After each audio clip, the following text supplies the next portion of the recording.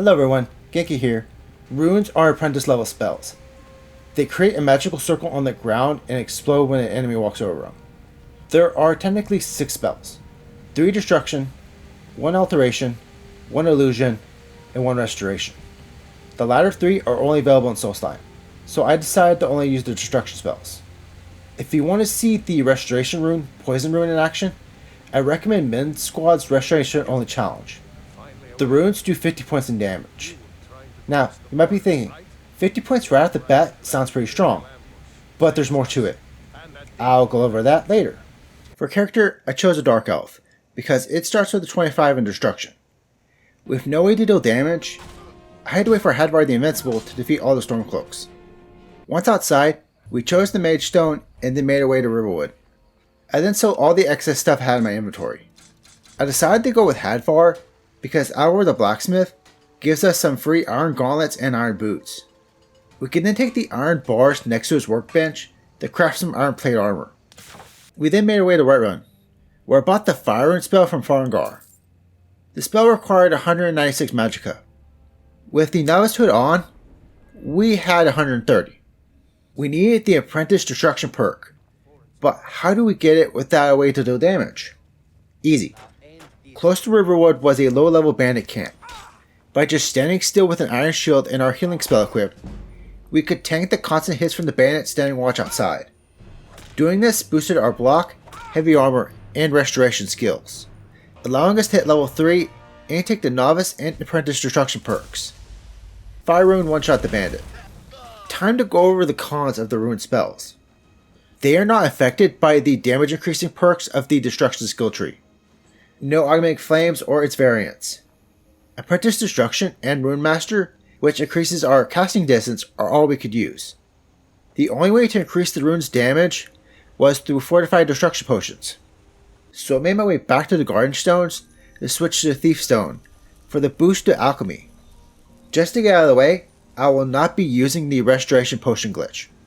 Back at Riverwood, Ragnar only had some ingredients for health potions, so he stocked up before going back and finishing off the bandits at Embershard Mine. Same as the one outside, each bandit only needed 1 hit from Fire Rune. However, we only had enough magicka to use Fire Rune once, before being forced to wait for our magicka to restore. This is why I chose to use a shield for the extra defense. With that done, it's up to Bleak Barrow. For level ups, I was splitting between health and magicka.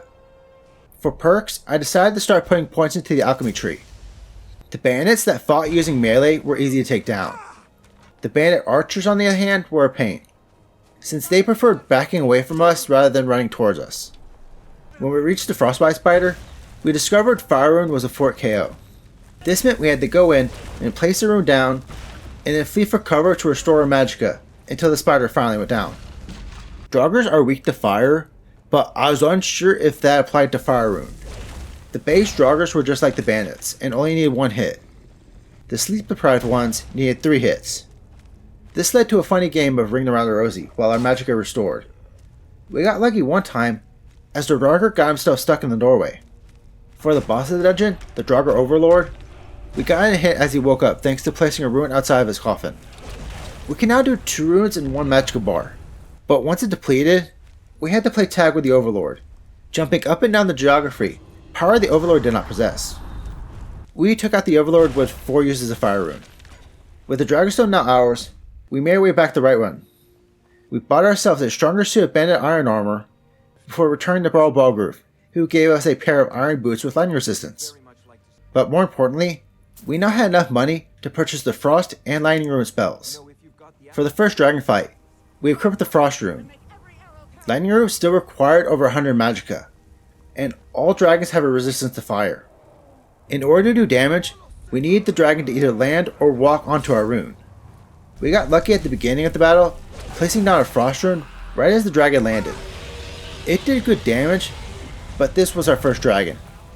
The hitbox on the dragon was so big that we couldn't place the rune underneath it like the bandits or Draugrs.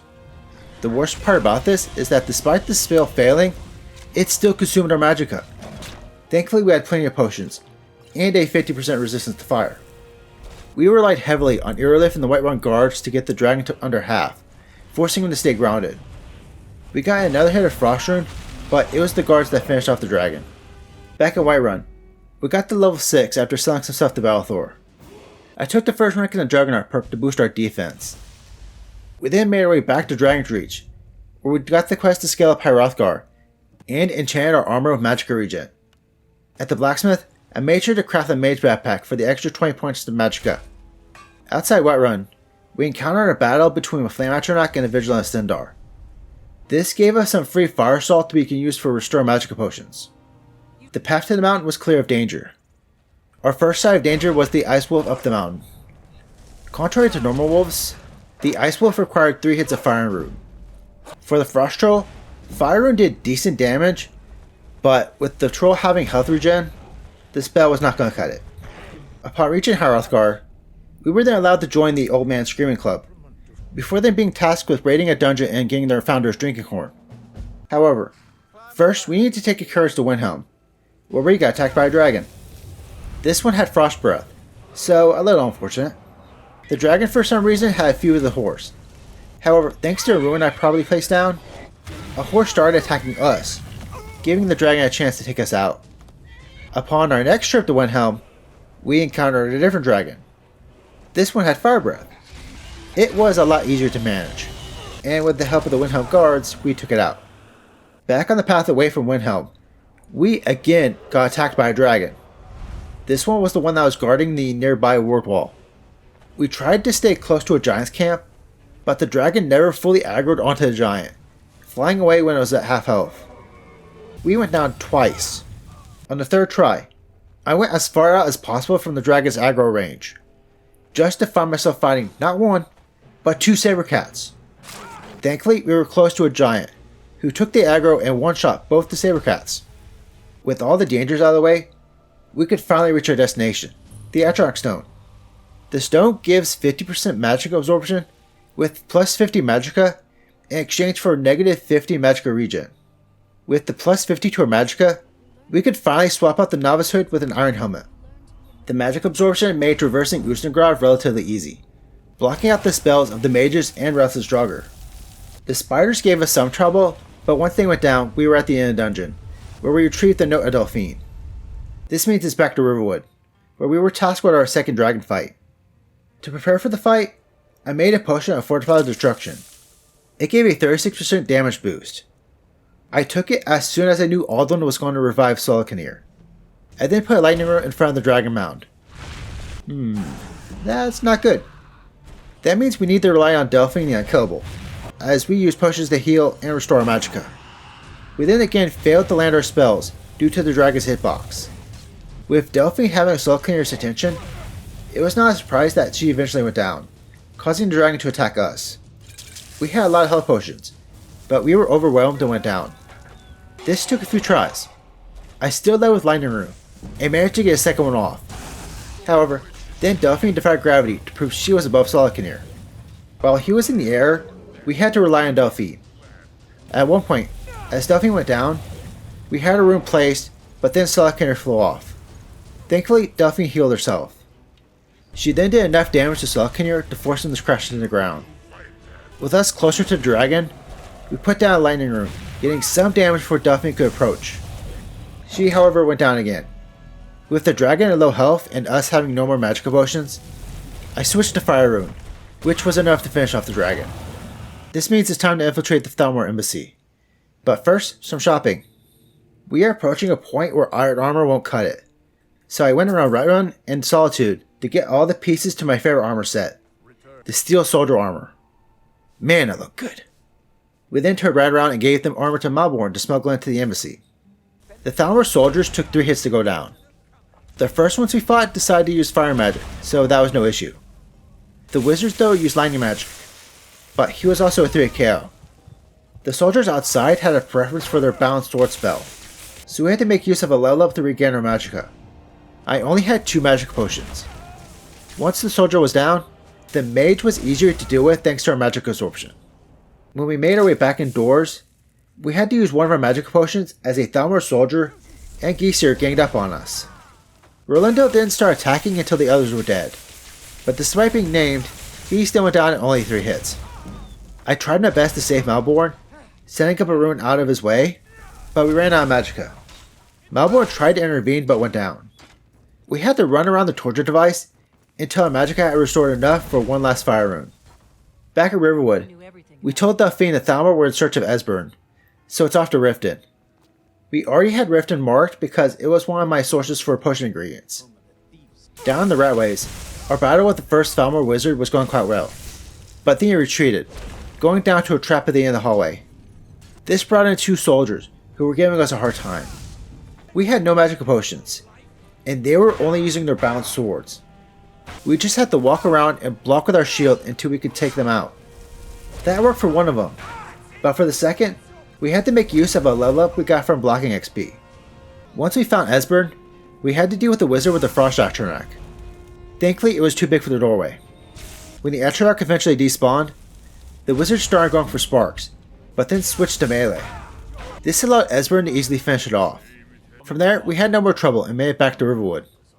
We now had to make our way to Cloudroot Temple. Skyhaven Temple. However, as we left the inn, we were attacked by a dragon. Delphine and Esbern did most of the work, but we did get this cool hit. We recently got the Rune Master perk, and it allowed us to put a rune underneath the dragon as he was on the guard post. With that out of the way, we made our way to Markarth. We avoided the Blood Dragon and made our way to Karspire. The Forsworn only took 2 hits of fire rune. We had to solve some puzzles leading to a door that required our blood. Once opened, Esbern informed us of the Dragonrend shout. But more importantly, we got another armor upgrade. The Blade's armor and Blade's shield. We then made our way to Hrothgar, and up to the Throat of the World. The Ice Race took 3 hits of fire rune, but with there being 3 of them, we ran towards the top. Paarthurnax then informed us dragons cannot teach Dragonrend, as it was made by humans. We needed to find an Elder Scroll, so it's off to the college, and then Septimus Cygnus. I needed the map marker for Septimus or I would get lost. To reach the scroll, I decided to try a different entrance. The one the game leads you to was not the only entrance. I only knew of one other, the Dormer Dungeon Rabathar. After finding the entrance, I first made my way back to Whiterun to pick up Lydia. Despite our level, there were thankfully low level bandits we could one-shot. Lydia helped us with the stronger bandit outlaws, but then disaster struck. Dwarmer robots showed up. A single fire rune only did that much to a Dwarmer sphere. To make matters worse, the explosion from fire rune was hitting Lydia, causing her to go down. We had to wait until either Lydia or the sphere went down. Lydia of course went down first, causing the sphere to attack us. 2 fire runes got the sphere to a sliver, but then as we waited for our magicka to restore, Lydia took out the sphere with an arrow. This was not over yet. In fact, things got worse. 1 sphere alone was dangerous. What about a room with 2 spheres and a spider bot? The spider was an easy kill, but for the spheres, we had to bring them into the next room where there was a spinning blade trap. Now, how do I get Lydia past this? With a lot of jank. There was no switch to turn them off, or at least, not one I could find. The blades never killed Lydia, only took her down to her knees. We then found an elevator, leading us to another blade trap. I had to lead Lydia around the trap and into the next room, which contained Thalmor. The Thalmor were weaker to fire rune than the robots, but they still needed like 4 hits, meaning more tanking from Lydia. We did find a Thalmor who decided to climb on top of his hut to snipe at us, so that was funny. We also had one refuse to leave his hut. Lydia decided to go fight inside the hut before we could get off a fire rune, so we had to wait for her to kill the Thalmor. Following that, we had some more robots, which we took out by taking advantage of elevated geometry and more traps. This led us into a room with a dormant Dwarmer Centurion. We needed to fix some gears in order to summon a bridge leading to the Centurion. However, first we had to take on some Thalmor. The room this time contained a Thalmor Mage and a Thalmor Skulker. I decided it was best to take out the Mage first. Then, as Lydia fought a normal Thalmor, I would distract the Skulker. I seemed to have gotten stuck. I stayed like this for a little bit, but then lightning started hitting the Skulker from the back. Lydia somehow found herself a lightning staff, which took out a lot of the Skulker's health before going down to Lydia's Warhammer. I gave her the Warhammer that Elaine Dufont guy was carrying. With the puzzle solved, this activated the Centurion, and I'll be honest, I made a run for it, past the robot, and into Blackreach.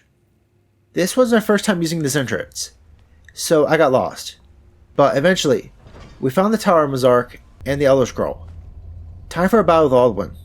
However, first, I stopped by Dragon Streets to slap as many Fortified Magicka and Magica Regen enchantments as possible on my armor. For this battle, Alduin always landed on the same spot, so I thought this would be simple. Nope. Lightning Rune combined with a Fortified Destruction Potion only did that much. I am aware Alduin has between 2300 and 3400 HP, but damn, seeing this in person hits different. Lightning Rune was our strongest attack. Alduin has both fire and frost resistance. Plus, lightning will affect the magical bar he uses for his shouts. Thankfully, we repaired a lot of potions. By keeping Alduin on the ground, Paarthurnax and Ladia were doing good damage, getting Alduin to below half, forcing him to stay grounded. This made placing runes harder, because he would not need to walk over them for the rune to work. At one point, we ran out of potions, forcing us to hide behind the ward wall to heal. This caused Paarthurnax to get the foul hit on Alduin, because we didn't have enough magicka to attack. Oh boy, this is not looking good for the run. With Alduin running off the Sovngarde, it's time for everyone's favorite quest, the Peace Council. Yay! We sided with the Empire for the entire thing, before finally getting the shot to call Odahviing. Odahviing, of course, gets himself caught in a wooden trap, and we're off to Skuldafn. Runes, again, don't scale in damage, so the Draugrs all took the same amount of hits they did in Bleak Barrow. Once in Sovngarde, we had to get past Sune. Sune being human was a nice change after Alduin. He still had a lot of health, but after 4 fire runes, he decided to flee, giving us a chance to heal. However, it only took 1 more fire rune to end the fight. In the Hall of Valor, we got the assistance of the 3 old heroes, and it's off to our final battle with Alduin. The heroes did all the work, and we couldn't get in a single hit. Unlike at the Third World, Alduin lands in random spots, making it hard to hit him. However, that's not the problem. The heroes cannot defeat Alduin. They can only get Alduin's health to the point where a single punch could take him out. Remember when I was talking about the dragon's hitboxes? That applies here too. I retried this battle for almost 2 hours. I could never get the final hit on Alduin. Also, he refused to walk towards me. He would sometimes walk backwards, letting us get in a hit, but very rarely did he walk forwards. I decided to call it. No, I could not beat Skyrim with only the rune spells. If this was like Oblivion and the main bad guy was humanoid, this would have 100% been possible. If you enjoyed the video, don't forget to like and subscribe. I hope you all will enjoy my next video where I try to beat Tears of the Kingdom with only magic.